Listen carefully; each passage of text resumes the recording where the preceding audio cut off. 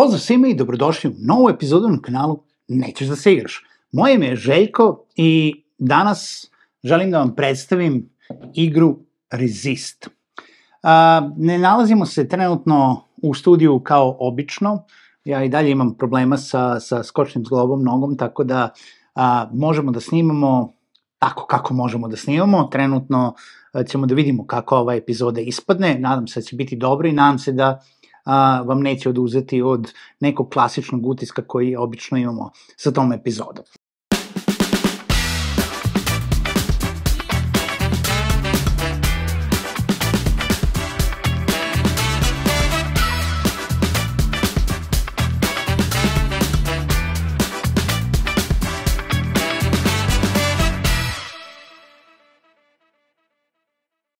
Resist je prva igra koju predstavljam na kanalu, koja je isključivo solo igra, jedna interesantna, zanimljiva, ali moram priznati nisam nikada imao priliku da recenziram baš samo solo igru, ja nisam neki poseban solo igrač, ali za one koji vole solo modove igara, ovo je baš igra za njih, znači kreirana je kao isključivo solo igra. Vi ste deo Španaca, to je španskog otpora koji se bori protiv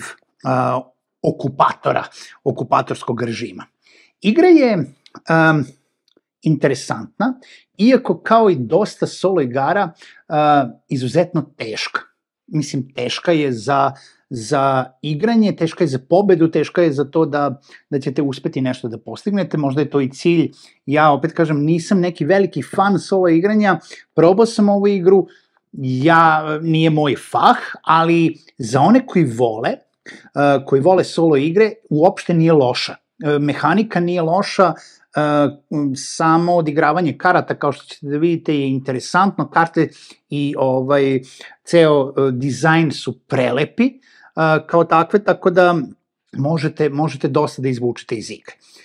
Interesantno je da kod ove igre vi ne možete da pobedite pod navodnicima. U pitanju je zapravo rešavate misije i u određenom momentu nakon uspešno rešene misije, jedne od u nizu, vi prekidate taj niz, vi odlučujete da prekinete vaš otpor i onda shodno tome koji ste zbir poena postigli na misijama koje ste rešili je zapravo rešenje da li ste uspeli da napravite neki značajan pomak, veliku pobedu, malu pobedu ili ogromnu pobedu u tom nekom smislu, ali čak doći i do male pobede je veoma tricky, veoma zeznuto u tom smislu. Tako da, kao što vidite, igra nije prevelika, nije nešto posebno ni premala, ali nije loša za nošenje ukoliko putujete negde. Sad nije neki mali špil karata, ali nije neka klasična veličina igre. Pa da vidimo šta igra pruža i kako se zapravo igra. Ono što dobijete u samoj kutiji igre jesu karte misija koje su podeljene u 3 ere, era 1, era 2 i era 3, i zapravo one su naravno podeljene po težini. Kao što možete da vidite, svaka misija ima određeni set karata koje ćete da vučete, koliko protivnika štiti tu misiju, ima određenu vrednost koju morate da pobedite kao takvu da biste pobedili misiju, ima broj poena koji nosi i ima neki uslov šta se dešava ukoliko pobedite u misiji, to jest šta se dalje dešava. Sama igra vam daje opciju da ili pratite nešto što je recimo scenario book, i samim time tačno idete po određenom setu misija, ili da po pravilima izaberete određeni broj misija ere 1, ere 2 i ere 3, na taj način napravite neki dek i onda poslažete misije. Uvek ima 4 ili 5 misija koje su dostupne, koje se mogu raditi i koje vi možete da rešavate. Sad, pored misija, ja sam ovde izdvojio neke ere 1 misije, imate vaš tim. Imate zapravo kartice likova iz vašeg otpora koje ćete moći da koristite i ima ih 24. Ono što je bitno jeste da vi ne koristite svih 24, koristite samo 12 komada koje možete nasumično da podelite, ali mnogo je bolje da koristite princip draftinga u igri koje kaže da svaki put vučete 2 karte, pogledate šta ste dobili i izaberete šta će da bude rezerva, a šta će da bude aktivan dek iz kojeg ćete da igrate. I zapravo iz rezerve ćete veoma retko imati priliku, ali imaćete priliku, ali veoma retko da vučete neke dodatne likove i ovaj aktivan dek od 12 likova će vam biti dostupan za razrešavanje misija. Sad ima tu još jedna stvar, ako vidite da svaki od likova ima hidden i revealed stranu i pokazat ću vam posle kada budete igrali, vi ćete uvek u fazi planiranja, pošto ima više faze odigravanja, u fazi planiranja izabrati da li odigravate hidden stranu ili revealed stranu. Ono što jeste bitno jeste da naravno da revealed strana nosi možda jači neki napad ili jači udarac samog tog lika koji ćete da odigrate, ali ukoliko ga revealujete, znači odigravate stranu koja je reveal, umesto strane koja je hidden, on zapravo izlazi iz igre, njega su otkrili, ne može da učestvuje na sledećim misijama, dok ukoliko igrate ove hidden stranice, vi ćete moći da nastavite da ga vratite u dek i onda će na neki način opet se promešati i doći do toga da ga koristite u narednoj misiji. Tako da je veoma, veoma bitno da ne potrošite likove u revealed fazi, iako oni tu stoje.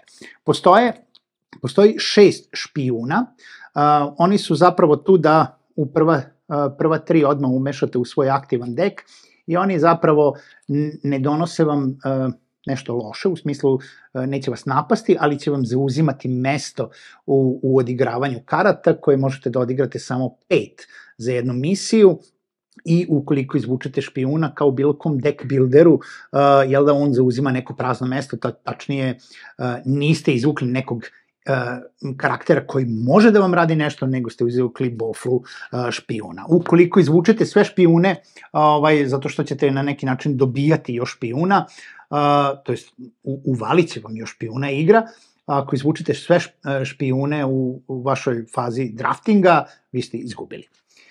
Postoji takođe dek karata civila, koji se trudite da zbog nekih akcija ne ubiju civile, ukoliko vam igra ubije 5 civila, vi ste takođe izgubili. I ono što jeste još jako bitno, to su karte neprijatelja, kojih ima najrazličitijih i one će uvek ići iznad misije, kao što smo rekli, i na taj način vas sprečavati ili onemogućavati da razrešite misiju, to jest učiniti misiju težom i težom. Sad ću vam pokazati kako se namešta i onda ćemo preći ponovo da vam kažemo par bitnih stvari za ove stvari. I da namestimo. Ovako izgleda nameštena igra.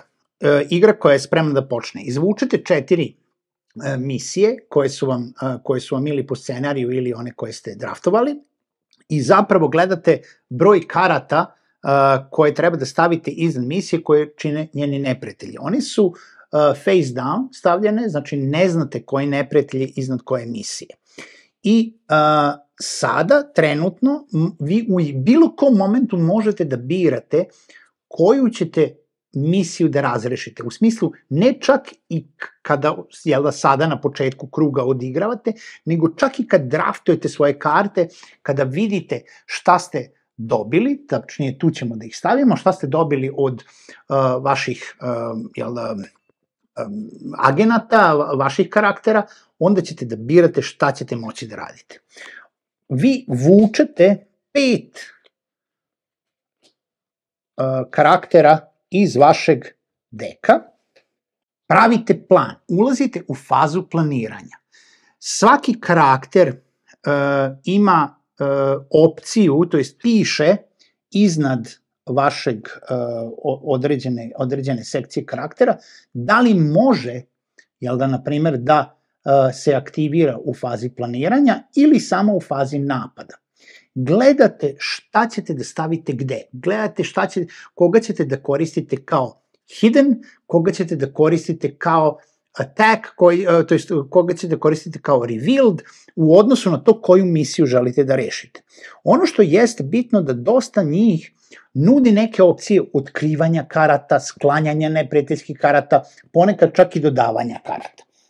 Evo, na primjer, da pogledamo, znači, Jacinto, to jest neki Jacinto, verovatno, na španskom, kaže ovako, i u hidden fazi i u revealed fazi on nudi opciju i plana i attacka.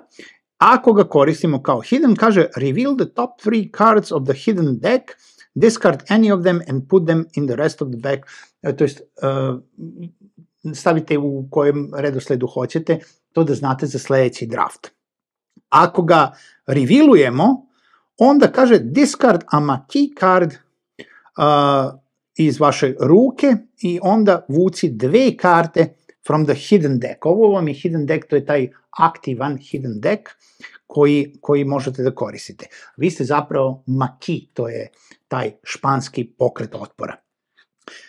On sad trenutno nije interesantan, a imamo Carlosa koji kaže u planiranju draw 2 cards from the hidden deck. I zapravo ništa drugo nam ne daje, ništa na planiranju, što je dosta loše, ali postoje recimo karte koje kažu u planiranju copy the hidden action of a hidden marquee in play, the phase of the chosen action must match the current phase. Ili, na primer, kaže ovaj attack isto, draw one card from the hidden deck, remove one spy from your hand, i tako dalje. Neke karte će vam nuditi da pogledate šta se ovde desilo, no sve u svemu, ajde da vidimo kako bi se ovo odvilo. Znači, ja zapravo ovde nemam ništa dobro u planiranju, moram sve da idem u attack fazi, ali mi isto tako gledam šta može da pobedi određenu misiju. Ono što jeste bitno jeste da vi ne morate da pobijete sve neprijatelje iznad misije. Šta to znači? To znači da neki neprijatelji će štititi misiju u smislu kao što je to soldier ili guard kojeg morate da ubijete pre nego što pobedite misiju, ali dosta drugih neprijatelja zapravo možete da zaobiđete, ali nažalost oni kriju neke negativne stvari ukoliko prežive. E sad, vi to ne možete da izbegnete. Vi nemate načina ni u kom momentu, ili barem jako teško, to jest ja nisam našao, da pobedite sve neprijatelje i misiju. To zaboravite, to skoro neće biti moguće. Hajde da pogledamo kakvih sve neprijatelja ima. Evo, na primer, ovde je guard. Guard ima jedan štit, znači jedan attack će ga ubiti, ali morate njega prvo da rešite pre nego što nastavite na misiju, to je pre nego što vaš napad usmerite na misiju.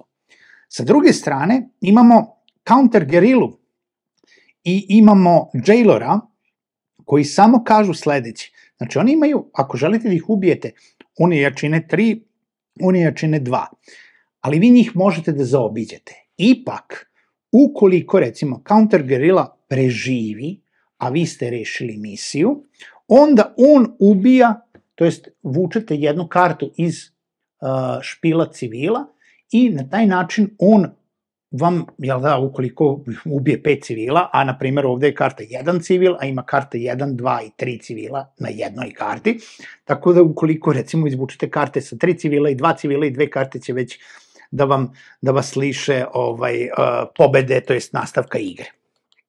Jailor sam po sebi kaže draw a card from the recruit deck and place it in the hidden discard pile. Što znači, on će čak i da vam pomogne ukoliko ga pobedite. Ukoliko ga ne pobedite, on nema survive opciju, ali vam je recimo možda u interesu da ga pobedite zato što ćete time nadopuniti vaš hidden deck koji vam služi za igranje. Da pogledamo samo još neke od ovih neprijatelja, samo da dobijete utisak šta ima, evo opet Counter Guerrilla, ima military kaže, opet nije military guard, možete da ga zaobiđete, ali kaže ukoliko on preživi, izbacite jednog vašeg igrača nasumično iz igre, nekog vašeg karaktera. Spy Master će vam dodati još jednog špijuna. Engineer će da podigne svim drugim neprijateljima vrednost odbrane za određeni broj. Ponekad je to 1, ponekad je to 2 ili 3. I tako dalje. Tako da ima karata koje će vam reći prebacite ovu kartu negde drugde. Pa ćete onda ovde imati manje stvari da rešite. Ili ćete ovu kartu recimo da prebacite znajući šta je ovde ne znate šta je, ali će ovo biti lakše da se reši u tom nekom smislu. Vi u svakom slučaju kada napravite neku fazu planiranja, vi zapravo ulazite u attack fazu i onda samo birate da li će nešto ostati revealed, nešto će biti hidden, ovo je recimo hidden, ovo je revealed, ja znam da ova 3 karaktera više neće igrati, to je jako loše, zato što imam samo ograničeni broj hidden deka iz kojih ću moći posle da rešavam, a meni je minimalni broj za neki uspešno rešavanje igre 10-12 poena, od kojih dobijam 2, 1, 3 i 4, što se tiče samog poena koje mogu da osvojim na samoj igri. Kada rasporedite sve, vi okrećete, izaberete jednu misiju, tada izaberete jednu misiju, vi možete da kroz neke ovo planiranje otvorite neke karte, pa kažete ipak neću tu misiju, nego ću ići na ovu misiju, zato što mi je ona sad lakša, ili ne znam da li je lakša, ali bolje mi je da rešim, jer ove ne mogu da rešim zbog ovih određenih gardova koje čuvaju određenih neprijatelja koje mi tu ne odgovaraju.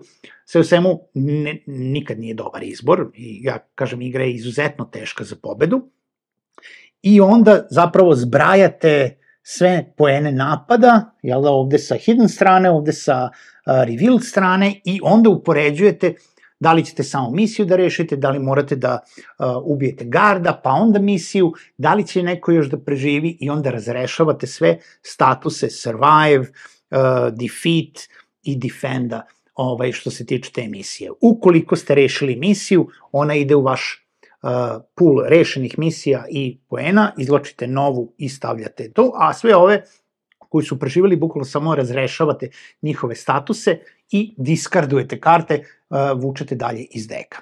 Ukoliko niste rešili misiju, ona se samo okreće i zauzima vam mesto od 4 ponuđene misije, ona će uvek ostati tu, nećete moći da vučete nove misije dok ne rešite neko mesto da oslobodite da bi izvukli novu misiju.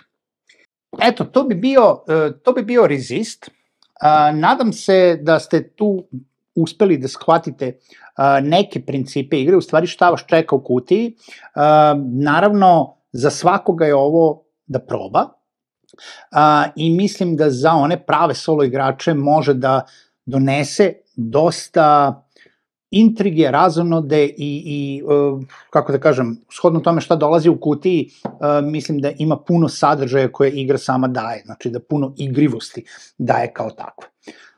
Ja ne bi dalje puno više komentarisao, opet kažem, solo igre nisu neki moj fah, ali u tom nekom smislu mislim da za one koji jeste, ono tipa sasvim solidna solo igra, Resist, probajte, javite mi koje solo igre volite da igrate ili koji mod solo mod kojih igara volite da igrate i da li ste probali baš još neke isključivo solo igre. Pišite u komentarima ispod ovog videa, a mi se vidimo u nekoj drugoj epizodi.